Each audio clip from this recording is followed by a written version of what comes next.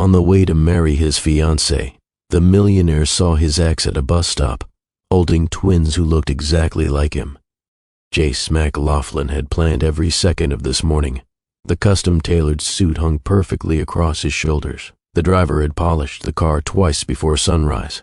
His phone buzzed non-stop with messages from executives, wedding planners, and relatives reminding him that today wasn't just another deal closing.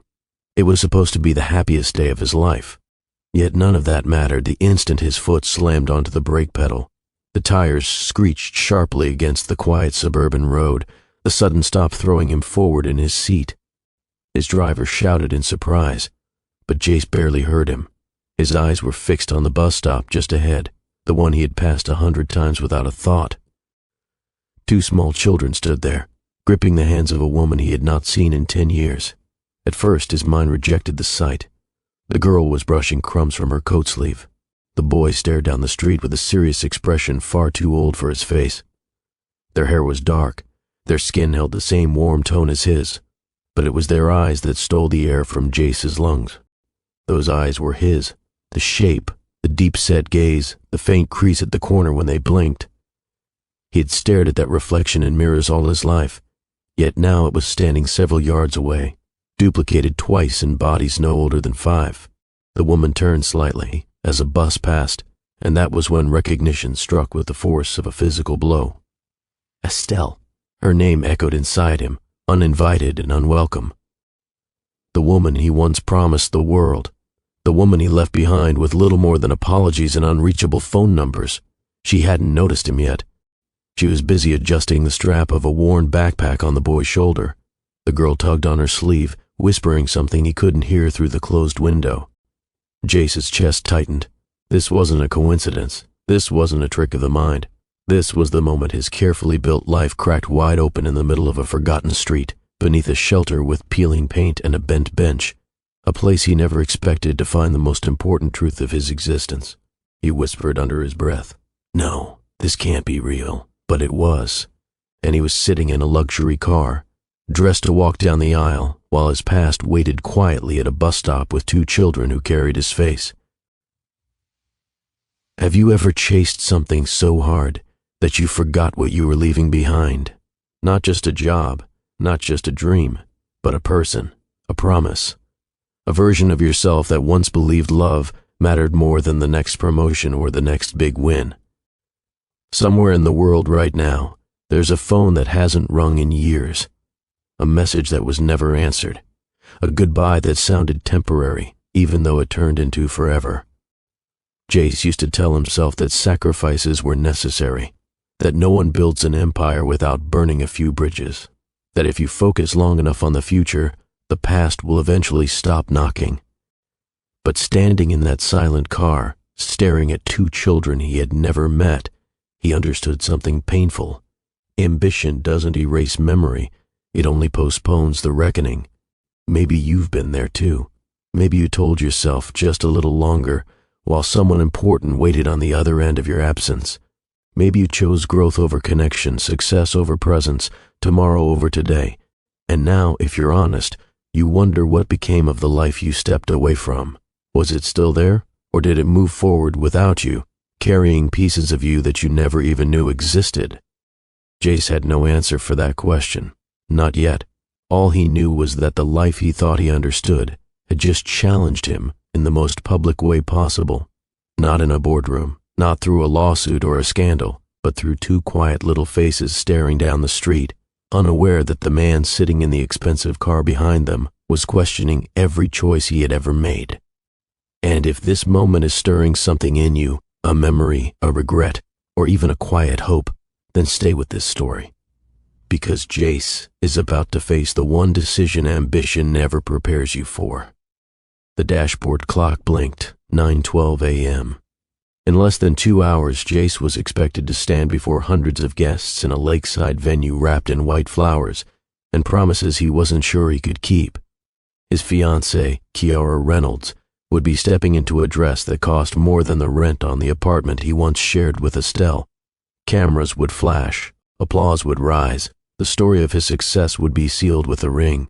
And yet, here he was, frozen behind the steering wheel, staring at the one life he never accounted for in his rise to the top. The driver cleared his throat. "Sir, should I pull over?"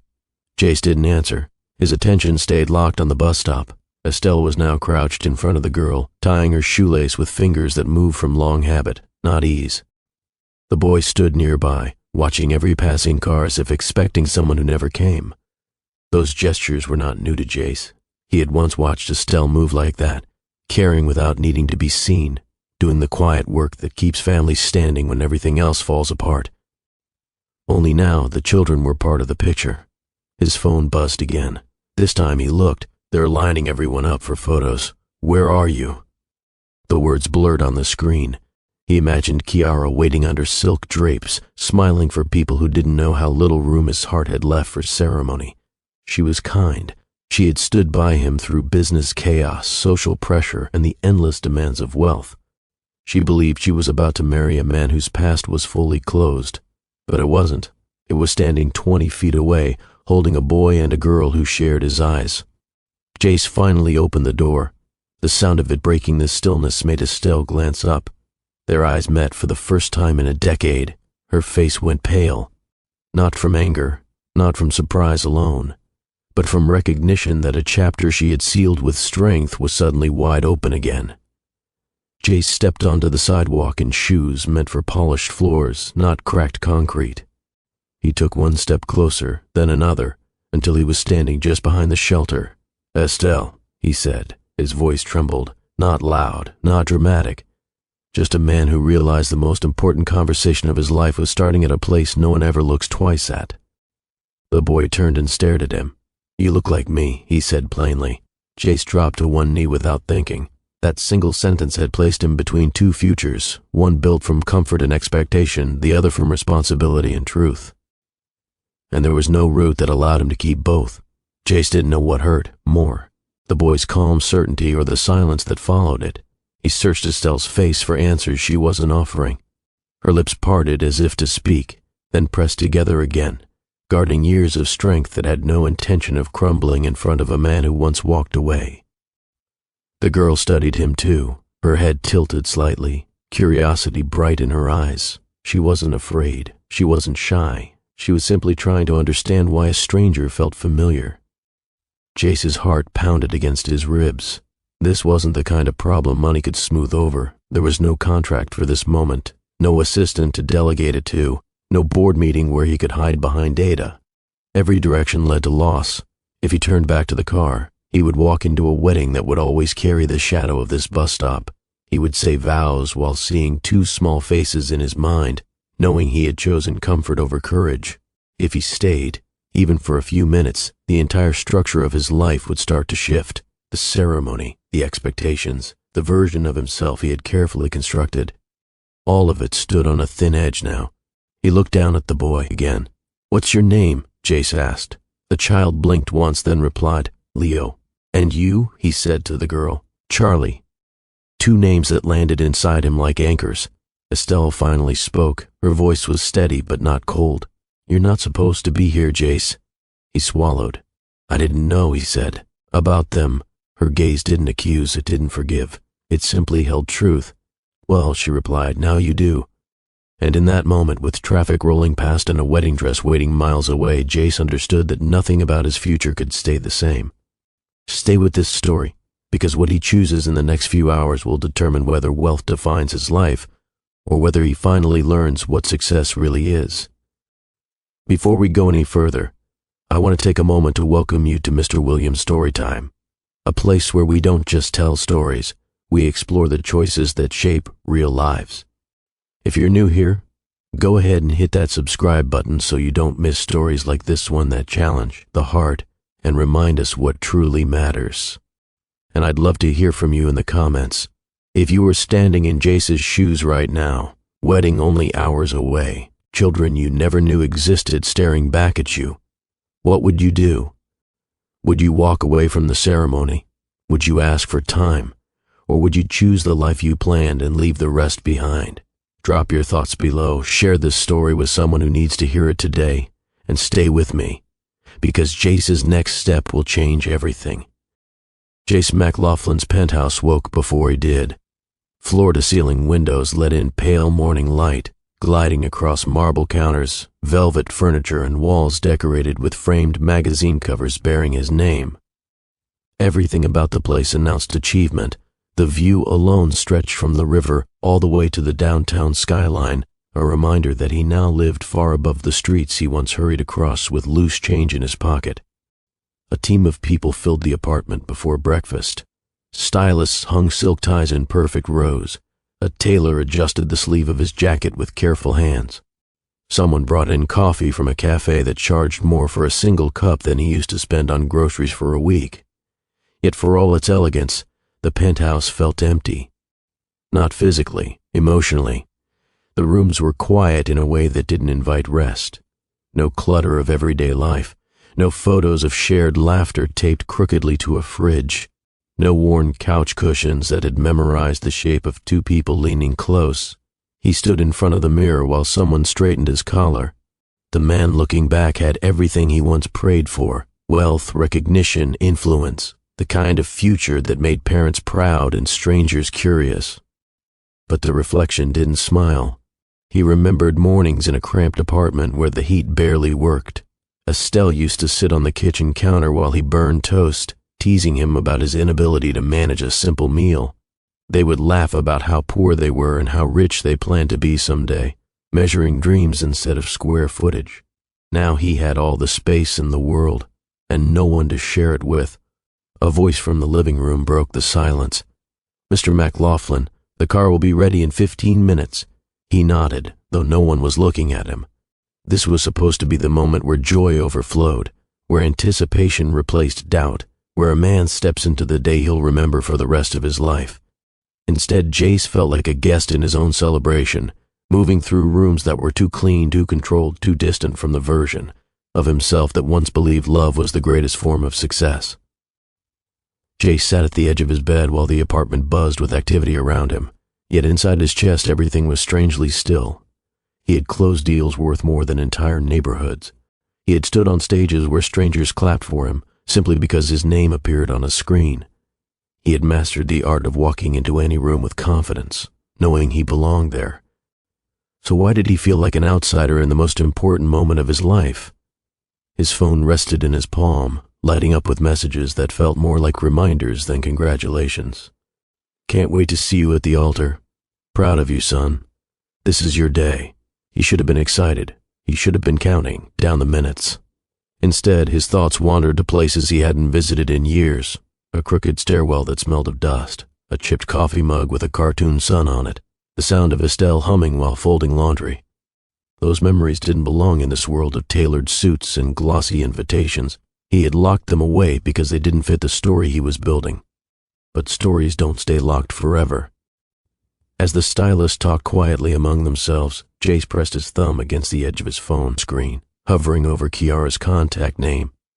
He tried to summon the feelings that were supposed to live there: excitement, certainty, the calm that comes when a man knows he has chosen well. All he felt was weight. Not the kind that drags you down suddenly, but the slow kind that settles over years of decisions, stacking one after another until the foundation starts to crack. He stood and walked toward the window, watching traffic far below. Tiny figures moved along the sidewalks like they had places to be, lives to attend to. He used to be one of them, rushing, hoping, believing that once he reached the top, everything inside him would finally make sense. Yet here he was, at the top, and the silence was louder than ever. "Today changes everything," someone said behind him. Jace nodded again, though the words felt wrong. Today didn't feel like a beginning. It felt like a question he had been avoiding for a decade, finally asking for an answer. The car slipped away from the glass towers of downtown and into streets that no longer appeared on the brochures handed out to visiting investors. Here, the sidewalks were cracked, patched more times than anyone could count. Storefronts wore sun-faded signs advertising haircuts, pawn loans, and grocery specials that changed every week. Jace watched it all through tinted windows, feeling like a traveler moving through a former life rather than a groom headed toward his future. He hadn't planned this route. The driver had taken it to avoid traffic, but to Jace it felt deliberate, as though the city itself decided to remind him where everything began. He spotted the corner where he used to wait for Estelle after work. The bakery that once sold day-old bread for half price was now boarded up. A laundromat glowed softly in the distance, its windows fogged by warm air and long hours. These streets had raised him. They had shaped the hunger that pushed him beyond them, yet he had not returned in years, too busy building a life that required him to forget the one that came before it. The farther they drove, the heavier his chest felt. A familiar bus stop appeared ahead, small, overlooked, easy to miss. He had passed it countless times in his youth, sometimes with Estelle by his side, sometimes alone, wondering if his dreams were foolish. Today, it slowed him. The driver reduced speed as they approached a line of cars inching through a light. Jace leaned forward slightly, not yet knowing why his attention had sharpened, only that something ahead was pulling at him with quiet insistence. Then he saw movement beneath the shelter, a woman adjusting a child's coat, two small figures standing close to her. His breath caught. The car was still rolling when Jace's foot came down. Hard. Not with the careful pressure he used when easing to a stoplight, but with the reflex of someone trying to halt time itself. The sound of rubber against asphalt cut sharply through the quiet interior, sending a jolt through every passenger. "Sir!" the driver exclaimed, gripping the wheel. Jace didn't answer. The world outside the windshield had narrowed to a single point, the small figure beneath the shelter lifting her head at the sound. The motion was simple, almost ordinary, but it sent a shock through him that no market crash ever had. Estelle. Her hair was tied back the way she used to wear it on long workdays.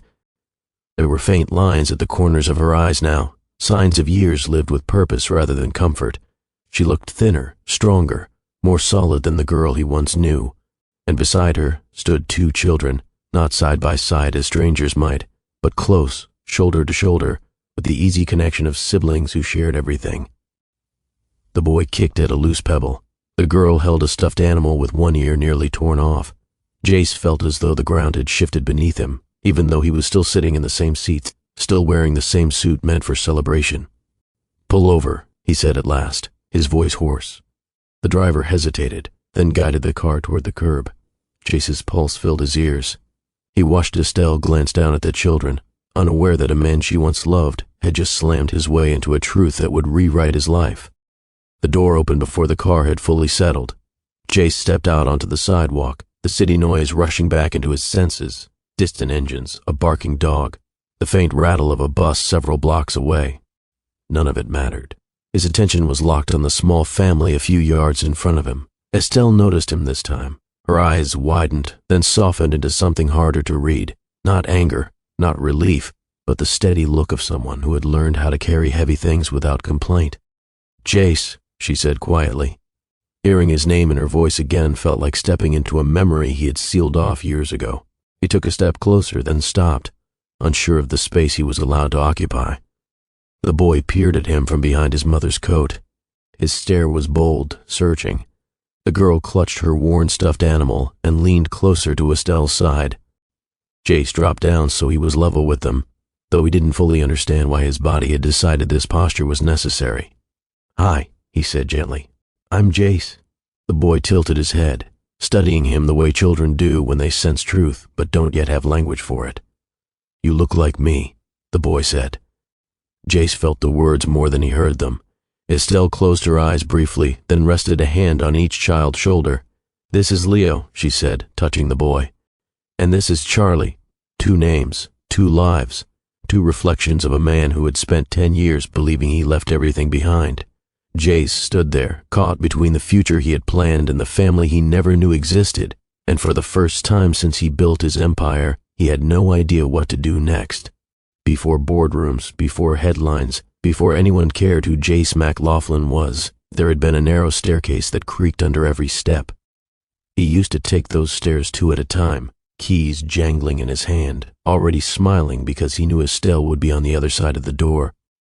Their apartment was on the 3rd floor of a building that leaned slightly to the left, as if it had grown tired of standing straight after decades of holding other people's hopes. The place smelled faintly of old wood and whatever their neighbors were cooking. The hallway light flickered, sometimes going out entirely, forcing Jace to count steps in the dark. Yet the moment he pushed open the door, everything felt right. The living room was barely wide enough for their mismatched couch and a coffee table they'd rescued from the curb. A thin rug tried its best to hide the cold floorboards. Their kitchen was nothing more than a line of cabinets pressed against one wall, with a stove that took forever to heat. But it was theirs. Estelle had hung handwritten notes on the fridge, reminders to pay the electric bill, jokes about his habit of losing socks, tiny hearts drawn in marker. A single plant sat on the windowsill, its leaves curling toward the light as though reaching for something better. Jace used to stand in that doorway sometimes and think, this is where everything begins. He would drop his bag by the couch, kick off his shoes, and listen for her humming from the kitchen or the bathroom. It was never loud, never meant for performance, just a soft sound of someone comfortable in her own space. Money was always tight. They shared one set of dishes because they'd broken the others. The ceiling leaked when it rained too hard. But when Jace closed his eyes now, years later, the first place his mind traveled wasn't the penthouse or the corner office. It was that crooked little apartment where dreams were bigger than the rooms that held them. Their dreams didn't come with blueprints. They were scribbled on scrap paper, spoken out loud over cheap dinners, imagined during late nights when sleep felt like a luxury they couldn't afford. Jace would sit at the small kitchen table, his laptop balanced on a stack of old magazines to keep it from wobbling. He worked on ideas that no one else believed in yet, business plans that promised growth he couldn't yet explain, sketches of logos he'd erase and redraw a dozen times. Estelle would perch on the counter, legs swinging gently, offering opinions even when she didn't fully understand the industry jargon he threw around. Make it simpler, she'd say, leaning over his shoulder. If I can't understand it, nobody else will. Sometimes she brought home leftovers from the cafe where she worked. They'd eat straight from the containers, laughing about customers who treated coffee like a personality trait and managers who took themselves far too seriously. On nights when the world outside felt especially heavy, they'd spread blankets on the floor and talk about the future as if it were a place they were already visiting. You're going to do something big, Estelle would tell him. I don't know what yet, but I can see it in how you don't quit. He used to shrug it off, pretending confidence, while quietly storing every word. No investor ever gave him the kind of faith she did. No mentor ever sat with him through rejection emails, reminding him that one closed door didn't define a lifetime. They weren't just making plans, they were building belief. And in that small apartment, with bills taped to the fridge and hopes stacked higher than their furniture, Jace thought he understood what it meant to succeed. There were days when Jace came home carrying more doubt than groceries. Another pitch ignored, another meeting cut short, another polite email that said we've decided to move in a different direction. He tried not to let it show, but Estelle always noticed. She could read the slope of his shoulders better than any resume reviewer ever could. She never asked him to explain first. Instead, she would pour 2 cups of tea from the same chipped kettle they'd owned since moving in, hand him one, and wait until he was ready. They don't see you yet, she'd say. That doesn't mean they won. Sometimes he argued, told her she was being hopeful for no reason, that the world didn't reward effort, only timing and luck. She would shake her head and smile, like she was looking at someone who just hadn't learned their own strength. You're going to change things, she insisted. Not because you want to be rich, but because you refuse to accept the limits people give you. She taped encouraging notes above his desk, short messages written in her careful handwriting. Don't forget who you are. This idea matters. On nights when anxiety kept him awake, she rested her head on his chest, listening to his heartbeat until it slowed, reminding him with quiet closeness that he wasn't alone in the struggle. Her belief wasn't loud. It didn't demand attention. It was steady, constant, like the way sunlight fills a room without asking permission. And without realizing it, Jace began to rely on that faith more than he relied on himself. Success didn't arrive all at once. It crept in slowly, disguised as opportunity. The first consulting job required Jace to stay late downtown. Then a second client wanted him to travel for the week. Then a startup across the state offered him a role that sounded like everything he'd been working toward. Each time, he told Estelle it was temporary. Just until things stabilize, he said, packing his bag while she leaned against the doorframe, forcing a smile she didn't fully feel. Phone calls replaced shared dinners. Text messages stood in for the soft moments they used to protect so fiercely. When he came home, he was distracted, his mind still chasing deals that didn't sleep. Estelle tried to adjust. She cooked meals he reheated days later. She waited up even when exhaustion blurred her vision. She listened to stories about people she'd never meet in places she'd never go. But the space between them kept growing, not through arguments, but through absence. The apartment, once full of plans and laughter, began to feel like a waiting room. Jace was always either leaving or preparing to leave again. Estelle watched him chase a future that seemed to require less of her with every passing month, and though she never said, out loud, a quiet question began to echo in her heart. When did building a dream start costing us each other? The change didn't arrive with slammed doors or raised voices. It arrived in silence. Jace stopped noticing the notes on the fridge. The jokes that once made him laugh barely registered as he rushed past them to answer another call. Estelle stopped reminding him to eat dinner, stopped asking when he'd be home, stopped believing that every goodbye was temporary. They still shared the same bed, but their conversations felt shorter, thinner, as if someone had turned down the volume on the life they once knew. One night, Jace came in well past midnight. Estelle was awake, sitting on the edge of the couch with the lights off, the television playing to no one. "You forgot my birthday," she said. He froze in the doorway, confusion flashing across his face before it settled into guilt. He apologized quickly, clumsily, blaming deadlines, meetings, stress, every word proof that the world he was building had started to crowd her out. She nodded, accepting the apology the way people do when they don't expect change. After that, warmth became something they remembered rather than felt. Their hugs were polite, their laughter rare. The future they once imagined together began to sound like a story from another lifetime, and without realizing it, Jay stepped farther into a world that had room for his ambition, but less and less space for the girl who believed in him when no one else did. The email arrived on a Tuesday morning that felt no different from any other. Jace had just finished explaining yet another idea to a room of polite faces that never quite leaned forward. He closed his laptop, thanked everyone, and walked out with that familiar tightness in his chest, the feeling that effort alone wasn't enough. In the hallway, his phone buzzed. Subject: Opportunity for Senior Development Lead, West Coast Expansion. He read it twice before his pulse caught up with the words. A technology firm he'd been courting for months wanted him to relocate, not for a trial project or a short-term contract, but for a permanent role with authority, resources, and a salary that felt unreal. It was everything he had imagined when he sat at the tiny kitchen table years ago, sketching dreams on the backs of receipts. He stared at the message, the hallway blurring around him. For the first time in a long while, the future didn't feel like something he had to chase. It felt like something finally moving toward him. When he called Estelle, his voice trembled with excitement he couldn't hide. "They want me out west," he said. "Not just a visit, a real position. This is it." There was a pause on the other end.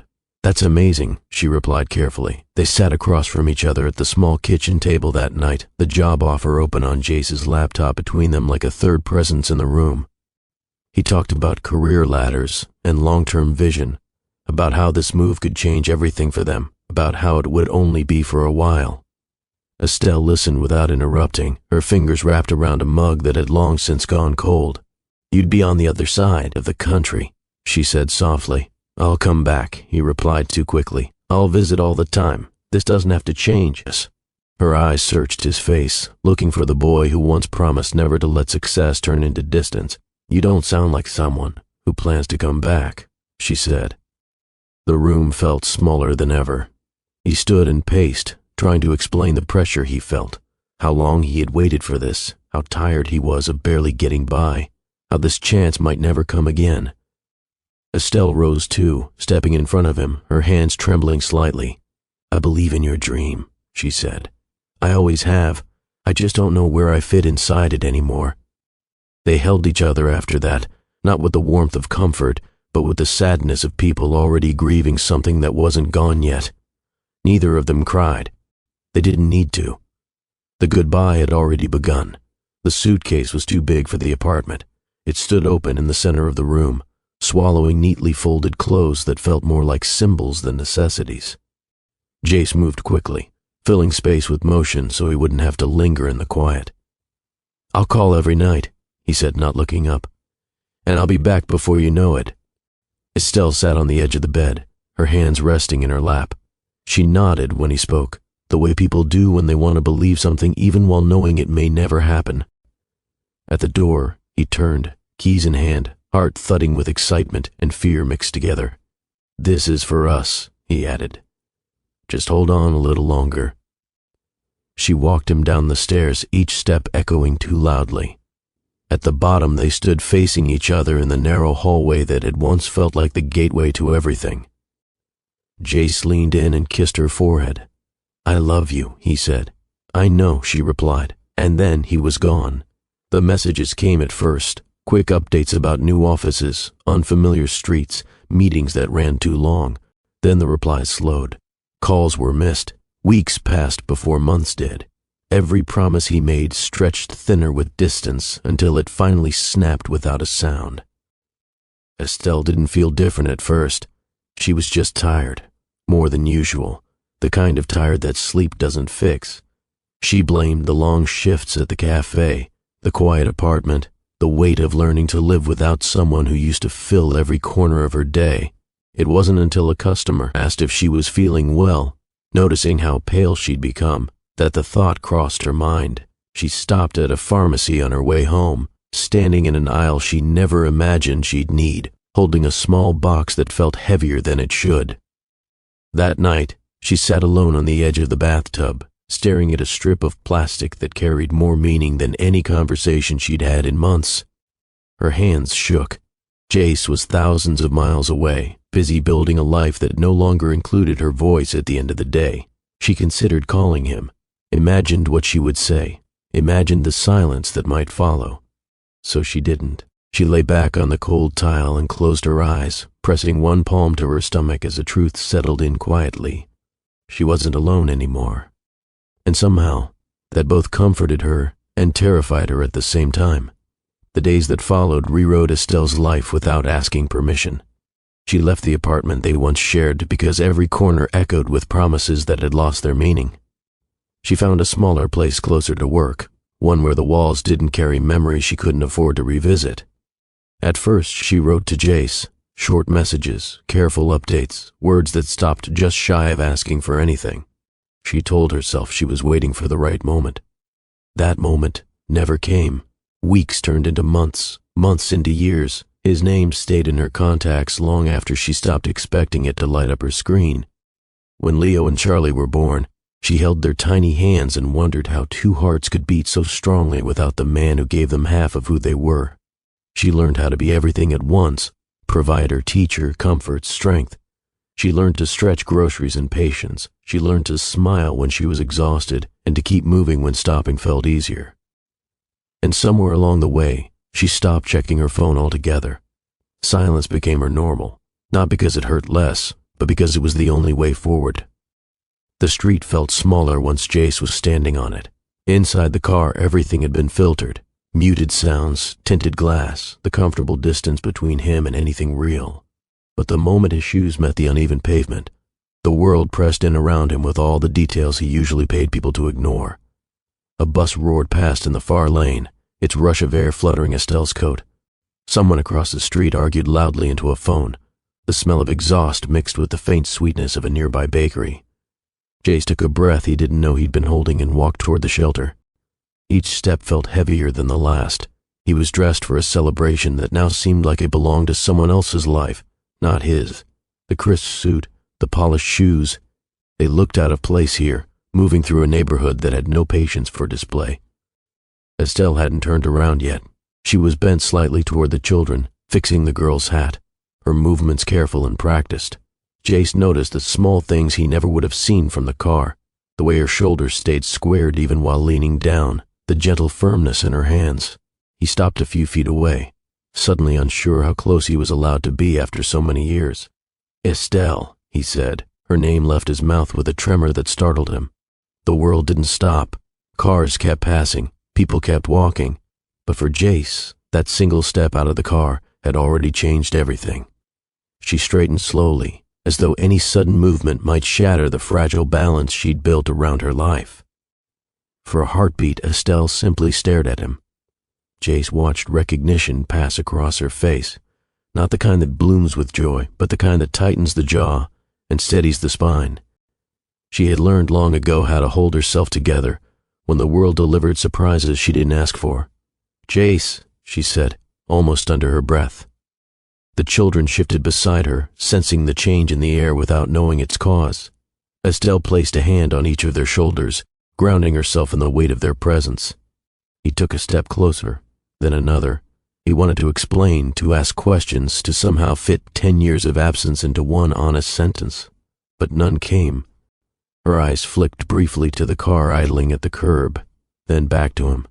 The glance was quick, controlled, but it carried a message. She understood exactly what kind of life he was living now. "You shouldn't be here," she said.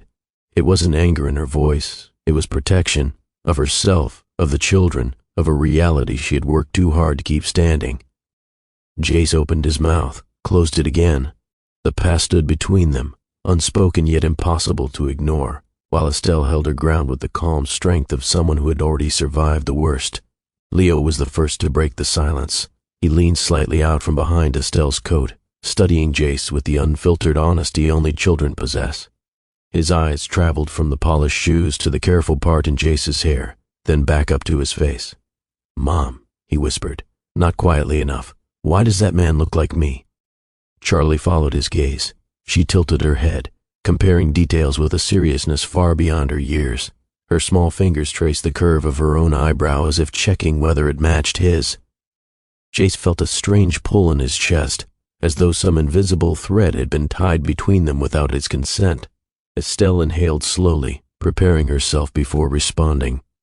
"He's someone I used to know," she said. Leo frowned. "From where?" Her answer didn't come right away. Jace knelt slightly, lowering himself to their level, careful not to cross a line he didn't yet understand. From this close, the similarities were impossible to deny. The same shape of nose, the same deep brown eyes, the same thoughtful pause before speaking. The truth was written plainly across their faces. He just hadn't known how to read it before. Jace rested one knee on the pavement, steadying himself as if gravity had changed direction. The world shrank to the three of them, the woman he once loved and the two children who held pieces of him he had never seen. "I'm Jace," he said gently. Leo stared back, brow furrowed in concentration. He wasn't shy about it. He examined Jace the way kids inspect a puzzle, turning pieces in their minds until they make sense. "You look like me," Leo said. The words were simple, but they struck harder than any accusation ever could. Charlie's eyes widened.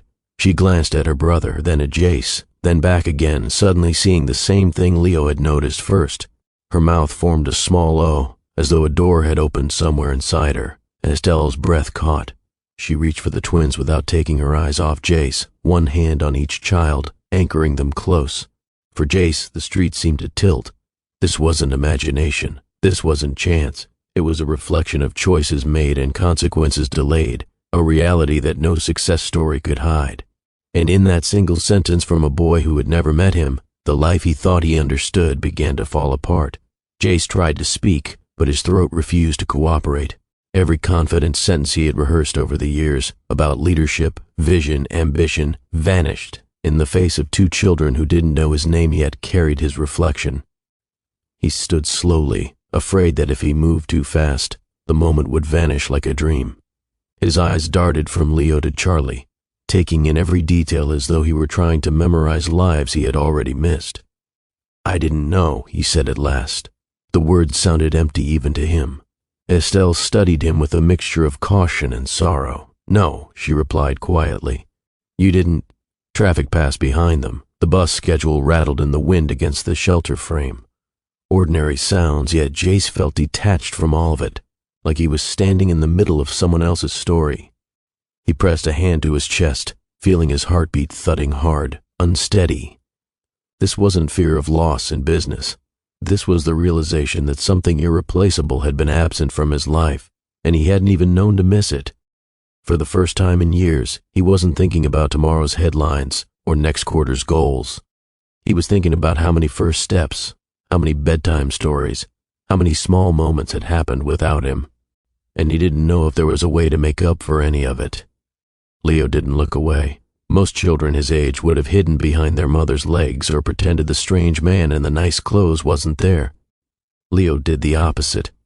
He stood a little straighter, curiosity written plainly across his face, as if the situation were a mystery he intended to solve. "Why are you wearing those shoes?" he asked suddenly. Jace blinked. Of all the questions he expected, that wasn't one of them. "They're special shoes," Jace replied, unsure whether honesty or simplicity was safer. Leo frowned thoughtfully. "They don't look good for running." The comment landed with surprising weight. Jace glanced down at the polished leather that had never known dirt, then back at the boy who judged the world by how well it handled motion. "What kind of shoes do you like?" Jace asked. Leo brightened. "The ones with the blue stripes. They make me faster." Estelle watched the exchange carefully, arms folded loosely across her chest. She didn't interrupt, but her eyes never left the space between Jace and her son. Leo stepped closer, not enough to touch, but close enough for Jace to see a faint freckle near the corner of his left eye, the exact place Jace had one when he was a child. "How old are you?" Leo asked. 33, Jace said. Leo wrinkled his nose. "That's really old." Jace laughed quietly before he could stop himself. It was the first real sound of joy that had escaped him all day. Leo smiled in response, pleased that his words had created something good. While Leo pressed forward with questions, Charlie stayed half a step behind, her small hand gripping the sleeve of Estelle's coat.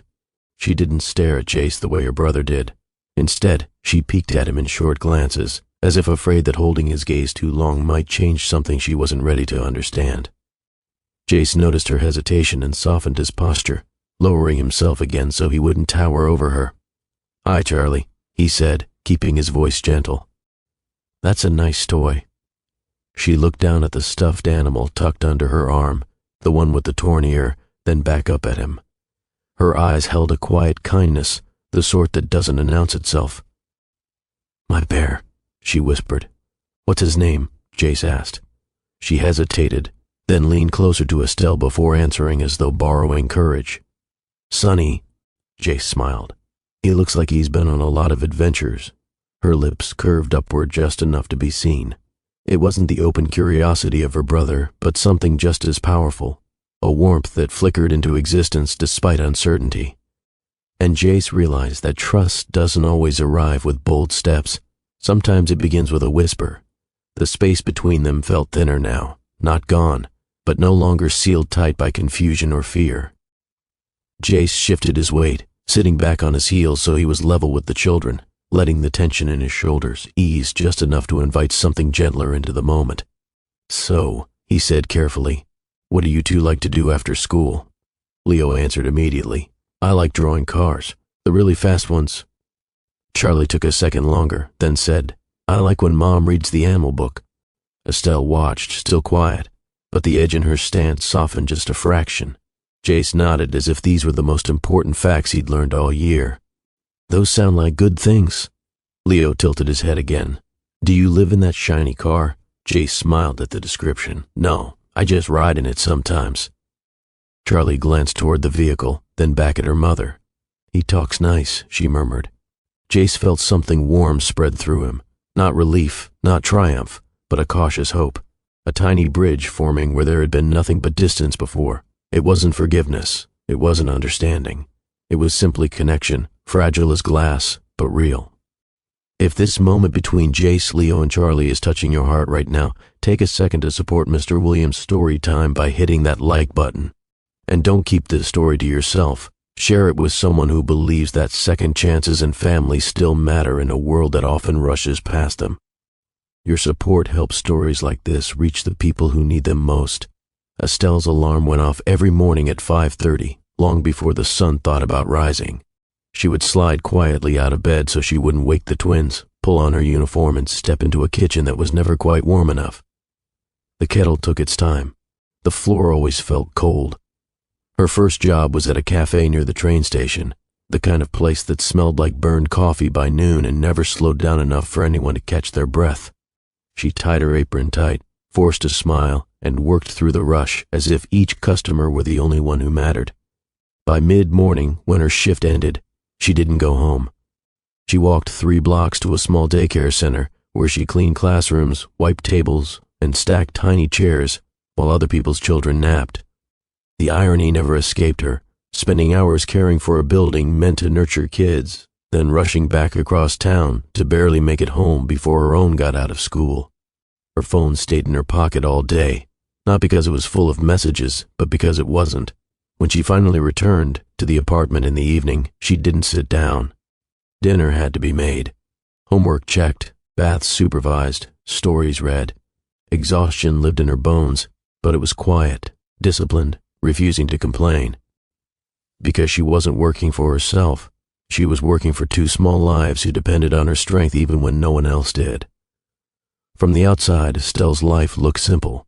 A small apartment, a routine, 2 polite children who said thank you and held doors for strangers. People assumed things were steady because nothing seemed broken. They didn't see the nights when she stood in the kitchen counting bills twice, hoping the numbers would change the second time. They didn't hear the sigh she let out before opening the fridge, wondering how to stretch what was left until Friday. When the twins were sick, she didn't call anyone for help. She balanced a cool cloth on one forehead while stirring soup with the other hand, whispering reassurances even when her own voice trembled. She learned how to fix broken toys with glue that barely held, how to sew buttons back onto school shirts, how to smile through parent meetings while silently worrying about next month's rent. Her tears, when they came, waited until the bathroom door was locked and the water was running so the children wouldn't hear. Then she dried her face, straightened her shoulders, and stepped back into the role she never took a day off from. No one applauded this work, but it was the quiet labor that kept her family standing. Estelle didn't teach Leo and Charlie about kindness with lectures. She taught them with mornings that started before sunrise and evenings that ended only after both were tucked into bed, with small choices that added up over years, returning lost gloves, helping neighbors carry groceries, thanking bus drivers by name. When Leo asked why they gave half their dinner to a man who waited outside the corner store some nights, she didn't speak about obligation or charity. "We have enough," she said simply. "That means we share." Charlie once brought home a classmate who had nowhere to go for the afternoon. Estelle set another plate at the table without a question, then listened to the girls chatter as if nothing in the world could be more important. The twins learned patience from waiting in long lines. They learned empathy from watching their mother treat everyone with respect, no matter how tired she was. They never asked where their father was, not because they didn't wonder, but because their home was built on presence, not explanation. Estelle made sure love was louder than absence, shaping 2 gentle hearts without ever speaking of the effort it required. There were things Estelle never told anyone, not her coworkers, not the neighbors, not even the children she lived for. She skipped meals more often than she admitted, telling the twins she wasn't hungry while pushing extra portions onto their plates. She wore the same coat year after year, mending the lining herself when the seams finally gave in. When winter came, she taped plastic over the windows to keep the cold out, pretending it was a game so the children wouldn't notice how thin the walls really were. Birthdays were celebrated, with homemade cakes and paper decorations, bright and joyful, hiding the careful planning that made every dollar stretch further than it should. She kept her worries tucked away in a small notebook she hid in the back of a drawer. Numbers, reminders, quiet plans, never allowing the weight of responsibility to show in her voice. Because her children deserved a world that felt safe, even if she had to build it from pieces no one ever saw. Jace listened as Estelle spoke about those years in simple, factual sentences, as though they belonged to someone else's story. He stood at the bus stop with a man's life behind him and a family's truth in front of him, finally understanding the distance he had crossed without ever leaving a mark on the world he'd abandoned. 2 jobs, long mornings, short nights. While he had been signing contracts, she had been teaching 2 small voices how to say please and thank you. While he had been shaking hands in glass towers, she had been holding fevers at 3 in the morning. The contrast was unbearable. He looked at Leo, who was now showing Charlie how to make her stuffed bear fly, and felt something tighten deep inside him. He had missed first words, first drawings, first questions about the world. All the milestones people hang photos of, gone. He had built a fortune and lost a family in the process, and only now was he seeing the cost of it all. And for the first time since stepping out of that car, Jace understood that no amount of success could make up for the years he never saw. Jace returned to the penthouse later that afternoon alone. The driver had offered to stay, but Jace sent him away. He needed quiet. Not the controlled quiet of boardrooms, but the kind that exposes everything you've been avoiding. The elevator doors opened onto polished floors that reflected light like water. His footsteps echoed down the hallway, bouncing off walls that held nothing personal, nothing warm. No toys on the floor, no drawings taped crookedly to the refrigerator, just artwork chosen by decorators and furniture chosen by price tags. He set his keys on the counter and stood there, unsure what to do next. From the window, the city stretched endlessly, busy with lives that didn't intersect with his. The view had once filled him with pride. Today it felt like proof of distance, how far he had climbed from the people who once mattered most. He moved through the room slowly, touching the back of a chair, the edge of a table, as if confirming that everything was still real. The penthouse wasn't empty. It was untouched. Jace poured himself a glass of water, then set it down without drinking. Awards lined one wall of the study, their frames catching the afternoon light. Each plaque represented a year of long nights, calculated risks, and sacrifices he once believed were necessary. He read the engraved titles without feeling anything. These were supposed to be milestones, moments people celebrate. Instead, they looked like markers on a road that had led him somewhere he never intended to go. His phone buzzed on the counter. "Kiara, where are you?" The planner is asking questions. He stared at the message, imagining her in the bridal suite surrounded by friends, assuming the only delay in her perfect day was traffic. He had always measured his worth by numbers, growth charts, market shares, expansion targets. But none of that explained why his chest felt hollow, or why 2 children he had just met had already altered the way he saw everything he owned. He leaned against the counter, letting the cool stone press into his palms. For the first time, he wondered whether success meant anything at all when there was no one to share it with. Jace's phone kept lighting up, one message after another, each one tugging him back toward the ceremony he was supposed to be eager for. The tailor had left his jacket draped over a chair. The shoes were still where he'd kicked them off that morning. Everything waited for him to resume the role he had practiced so well. He picked up the jacket and held it in front of him. For a moment, he imagined himself sliding his arms into the sleeves, straightening his cuffs, stepping back into a version of life that was polished and predictable. The lake, the guests, the smiles, a scene that would look perfect in photos even if his heart wasn't in it. His hand tightened around the fabric. A picture of Leo flashed in his mind, earnest eyes, blue striped shoes built for running. Then Charlie, whispering the name of her bear as if it were a secret meant only for him. Jace lowered the jacket slowly, draping it back over the chair. The clock on the wall moved forward with quiet persistence. Each minute carried him closer to vows he no longer trusted himself to speak. He sank onto the edge of the couch and buried his face in his hands. This wasn't doubt about a relationship. It was something deeper, the realization that he was standing at the edge of 2 lives, and stepping fully into one meant walking away from the other forever. His phone vibrated again. "Kiara, please call me." He didn't. The silence pressed in once the phone finally stopped buzzing. Jace sat alone, surrounded by space that echoed his breathing back at him. The penthouse had been designed to impress. Wide rooms, clean lines, glass everywhere. But now it felt like standing inside a monument built to someone else's idea of a good life. He tried calling a friend, then ended the call before it connected. What would he say?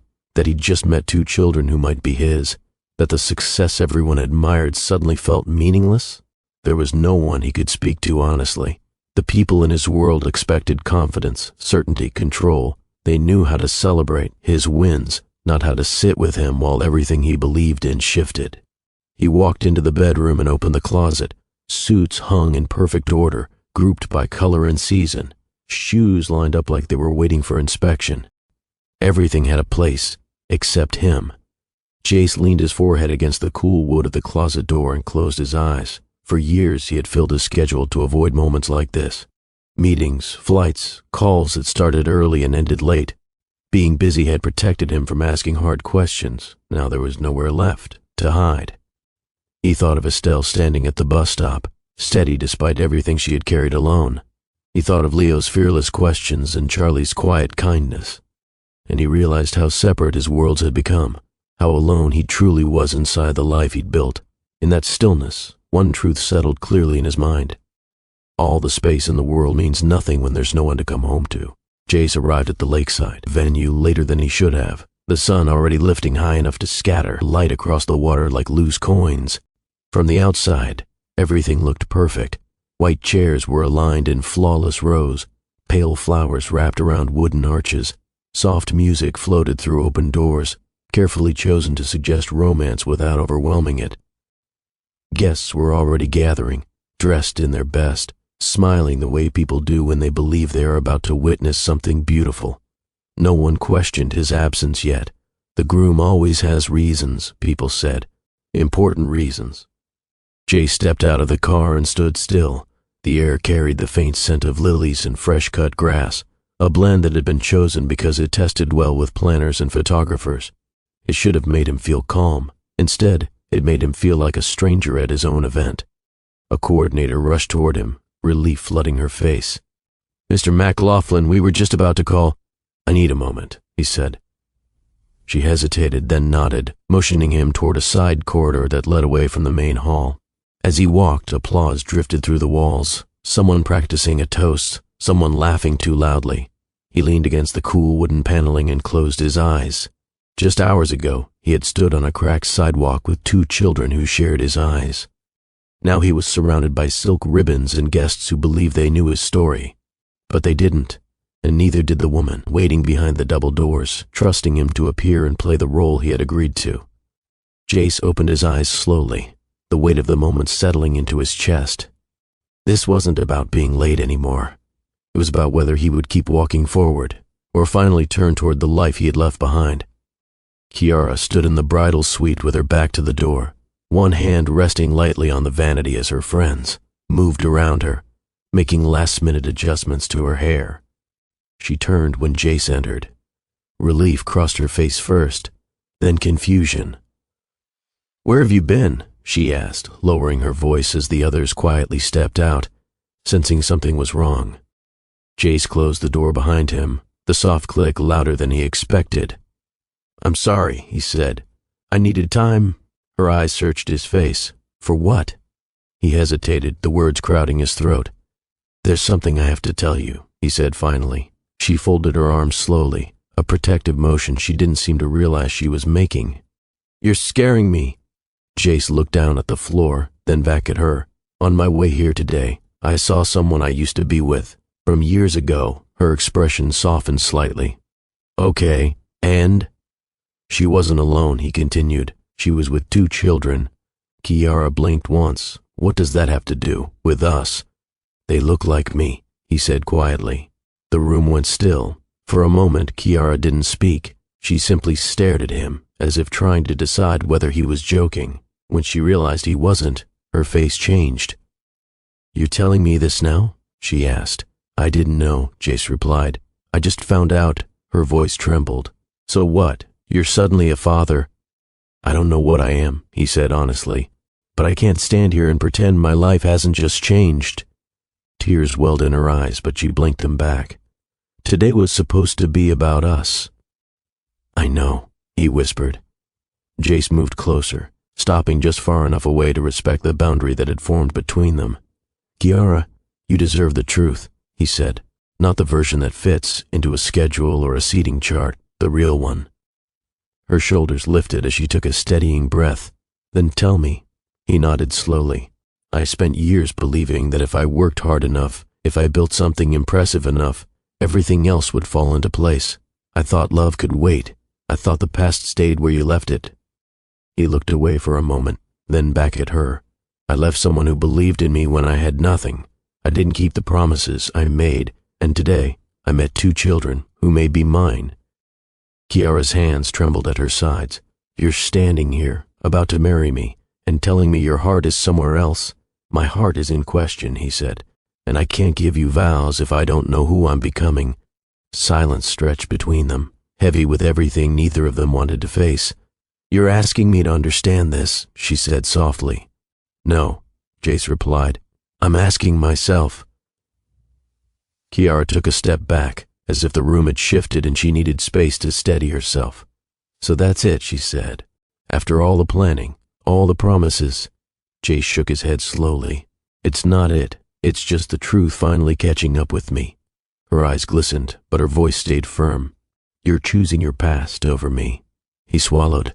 I'm choosing responsibility over comfort, and honesty over appearances. She turned toward the mirror, pressing her fingertips to the edge of the vanity. For a moment, Jace thought she might break. Instead, she straightened, lifting her chin. I loved you, she said. I loved the man I thought you were. I know, he replied. And that's why I can't stand here and pretend. A long pause followed. Somewhere outside, music swelled and then softened again, unaware that the ceremony it was meant for was already falling apart. Kiara faced him once more. If you walk out that door, there's no going back. Jace nodded. I understand. She closed her eyes briefly, then stepped aside, clearing a path. Then go, she said quietly, and don't let this be another promise you fail to keep. Jace hesitated only a second before turning toward the door. His hand rested on the handle, the weight of what he was leaving behind settling into his chest. Then he opened it and walked away. Before we follow Jace any further, I want you to pause with me for just a moment. He walked away from a ceremony that looked perfect on the surface. He chose uncertainty over comfort, truth over applause, responsibility over the life he carefully planned. Now I want to hear from you. Do you think Jace made the right decision? Would you have stayed and gone through with the ceremony? Or would you have done exactly what he did and walked away to face a past that suddenly became your present? Share your thoughts in the comments, because your perspective matters here. Jace didn't arrive with answers. He showed up with groceries he wasn't sure the kids liked, a backpack filled with coloring books he picked out in a rush, and a nervous energy he couldn't hide. Estelle watched him from the kitchen doorway as he fumbled with the bags, setting things on the counter and then rearranging them as though order might make him feel prepared. You don't have to bring everything at once, she said, not unkindly. I know, he replied, though his voice betrayed how little he actually knew. Leo circled him like a curious cat, inspecting each item as Jace unloaded it. Those are the wrong cereal boxes, Leo announced. Jace blinked. There are wrong ones? Yes, Leo said seriously. We only eat the kind with the honey bear. Jace nodded as if this were critical business. I'll remember that. Charlie sat at the table with Sunny in her lap, watching him with wide eyes. She didn't speak, but she didn't look away either. Jace knelt beside her. I brought crayons, he said, sliding a box toward her. She opened it slowly, examining each color with care. Thank you, she whispered. Estelle folded her arms loosely, still unsure what role to play in this new scene. She had built a life without him. Now he was standing inside it, trying to learn a language everyone else already spoke. Jace looked around the small apartment, at the chipped paint, the cluttered fridge, the drawings taped to the wall, and realized how unqualified he felt. Yet for the first time in years, he wasn't running from that feeling. He was standing in it. Jace volunteered to make breakfast the next morning. He woke up early, eager to prove he could be useful, only to realize that Estelle's kitchen didn't operate like the gourmet spaces he was used to. The stove clicked twice before igniting. The pan stuck unless you coaxed it just right. The batter didn't behave the way it did in his mind. By the time Leo wandered in rubbing his eyes, smoke was curling toward the ceiling. Are you burning the house? Leo asked. Jace laughed, flipping a pancake that landed half outside the pan. I'm experimenting. Estelle hurried in, opened a window, and took over without a word. She slid a plate in front of the twins while Jace stood there holding a spatula like it had betrayed him. Charlie poked at a dark edge on her pancake. It's okay, she said softly. Mom fixes stuff. Jace smiled, embarrassed and grateful at the same time. After breakfast, they sat at the table with coloring books. Leo drew race cars. Charlie colored flowers around Sunny's ears. Jace joined in, his clumsy sketches earning giggles from both children. It wasn't perfect. It wasn't smooth, but it was real. Later that evening, after homework and stories, Jace helped tuck the twins into their small beds. The room smelled faintly of lavender soap. Nightlights glowed softly, chasing away shadows that didn't need names. Charlie fell asleep quickly, Sunny tucked under her chin. Leo didn't. He lay on his side, facing the wall, unusually quiet. Jace paused at the doorway, sensing something unfinished. "Everything okay?" he asked. Leo didn't turn around. "Are you going away again?" The question wasn't loud. It didn't accuse. It simply existed, heavy with everything a child can't put into words. Jace moved closer and sat on the edge of the bed. "Why would you think that?" Leo shrugged. "People always go." Jace felt his throat tighten. This was the part of fatherhood no instruction manual prepared him for. The wounds formed long before you arrive. "I don't want to go," Jace said. "I want to stay." Leo rolled onto his back, studying him. "For real." "For real," Jace replied. Leo stared at the ceiling for a moment, then whispered, "Okay." And that single word carried more trust than Jace had earned. Jace stayed by Leo's bedside long after his breathing slowed. The apartment was quiet, except for the hum of a distant refrigerator and the soft rhythm of two children finally at rest. He watched their chests rise and fall, memorizing something most people take for granted. Estelle stood in the hallway, leaning against the doorframe, arms crossed loosely. "They don't ask questions easily," she said. "Not about things that matter." Jace nodded. "He thinks everyone leaves." Her gaze dropped to the floor. "I never wanted him to feel that way." "You didn't make him feel that way," Jace replied. "I did." They stood in silence for a moment, the weight of years hanging between them. "I don't expect forgiveness," Jace continued quietly. "I don't even know what I'm capable of yet, but I won't disappear again." Estelle studied him, not with anger, but with caution shaped by experience. "Staying is more than words," she said. "I know," he answered. "That's why I'm not asking you to believe me. I'm just telling you what I'm going to do." He looked back at the twins, two lives that had moved forward without him, yet somehow left space for him to step into if he was brave enough to try. For the first time, Jace wasn't thinking about next month or next year. He was thinking about tomorrow morning, about cereal boxes, school drop-offs, and the simple act of being present. And he knew, with a clarity that hadn't touched him in a decade, that staying would be the hardest and most important work he had ever chosen. The bike was too big for Charlie. At least that's what Jace thought as he wheeled it down the narrow sidewalk behind the apartment complex. The frame wobbled when she tried to climb on, and her feet barely touched the ground. "I can't," she said quietly. "You can," Jace replied, holding the seat steady. "I've got you." Leo hovered nearby, bouncing with energy. "Push her harder." Estelle watched from the steps, arms folded, trying not to let hope get ahead of proof. Jace crouched in front of Charlie, adjusting her helmet with hands that still felt unsure around small buckles and straps. "We'll go slow," he said. "Just like this." He walked beside her at first, then behind her, one hand on the seat, one on the handlebar. The bike rolled forward in small, careful jerks. Charlie wobbled. "Don't let go," she whispered. "I won't," Jace said. But as her balance steadied, he eased his grip, step by cautious step, until his hands were hovering inches away. "Dad!" Leo shouted. "She's doing it!" Charlie rode 3 full seconds on her own before tipping sideways into the grass, laughing as she fell. Jace rushed forward, heart racing, but she was already sitting up, smiling wide. "Again," she said, and Estelle, watching from the steps, felt something inside her begin to soften. Estelle didn't move from the steps. She told herself it was because the twins didn't need a crowd. But the truth was quieter and harder. She was afraid to step closer to something that had taken so long to live without. Jace jogged back with the bike, brushing dirt from Charlie's knees while Leo talked non-stop about how fast his sister was going. Their laughter carried across the courtyard, light and free. Estelle folded her arms tighter, watching the scene with a mixture of pride and caution. She'd imagined moments like this once, long ago, before life taught her how to stand on her own.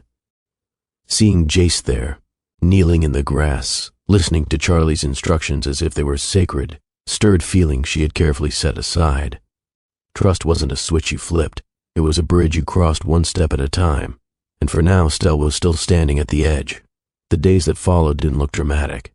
They were filled with grocery lists taped to the fridge, backpacks forgotten by the door, homework checked while dinner simmered on the stove. Jace didn't try to change the rhythm of the household. He learned it. He showed up for school pickup.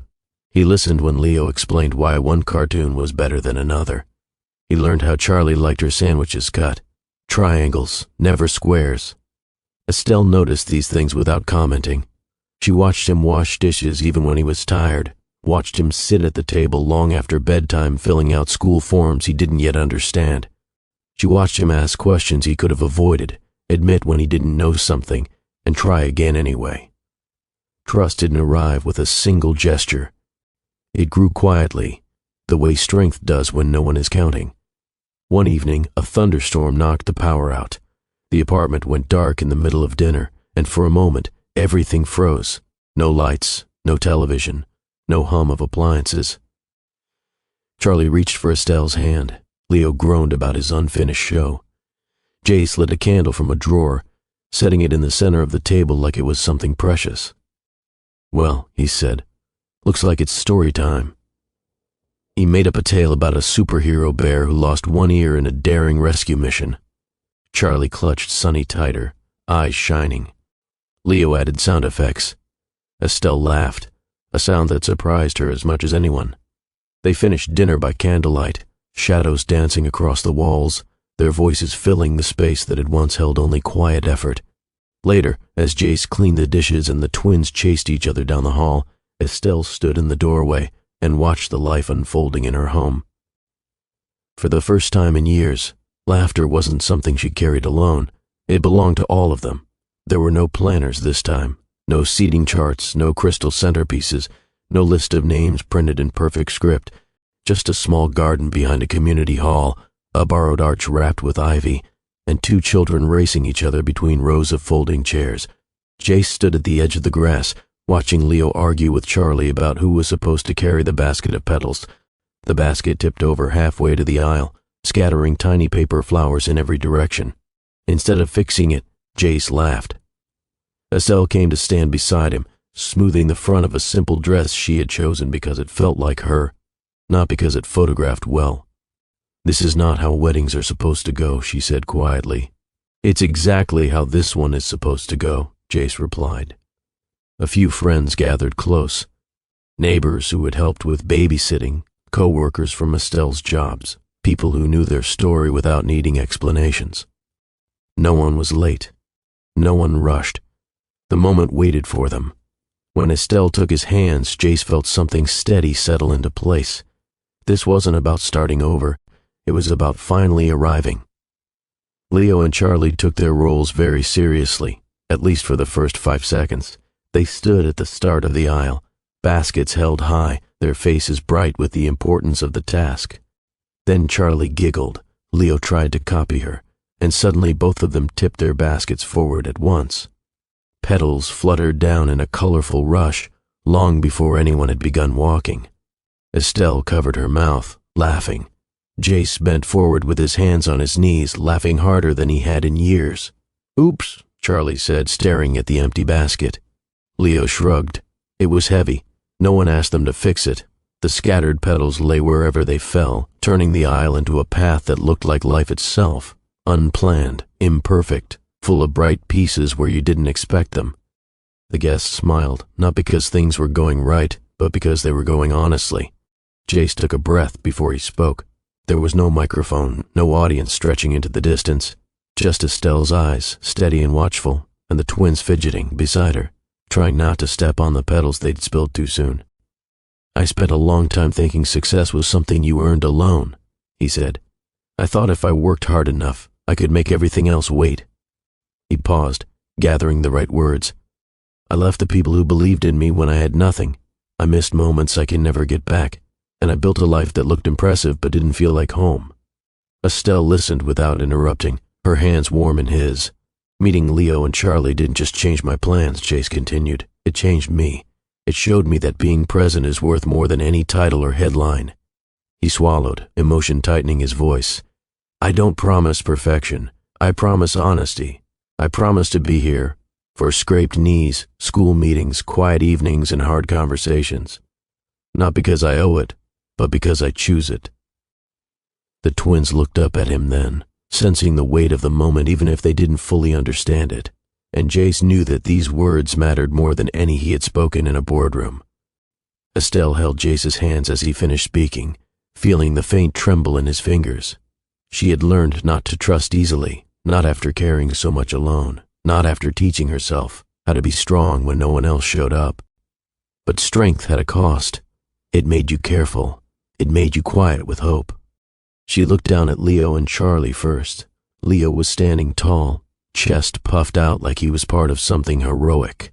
Charlie leaned into her side, Sonny tucked under one arm, watching Jace with eyes that held more certainty than questions. Then Estelle lifted her gaze to the man who once left and now stood asking without demanding to belong again. "I didn't wait for you," she said softly. "I didn't pause my life. I built something real without you because I had to." Jace nodded, accepting every word. "But," she continued, her voice steady, "I see how you show up now. Not with speeches, not with money, but with mornings and homework and burnt pancakes and patience."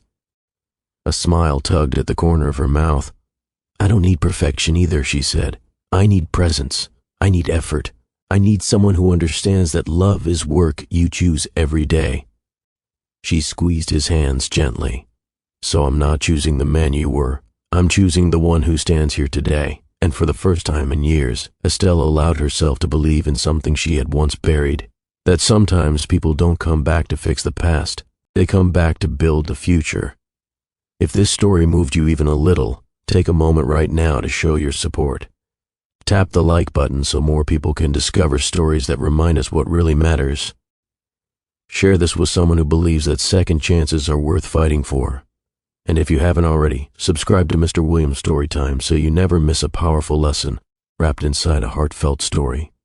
Before you go, leave a comment telling us what part of Jace and Estelle's journey touched you the most. Your words help this community grow. Thank you for being here, and I'll see you in the next story.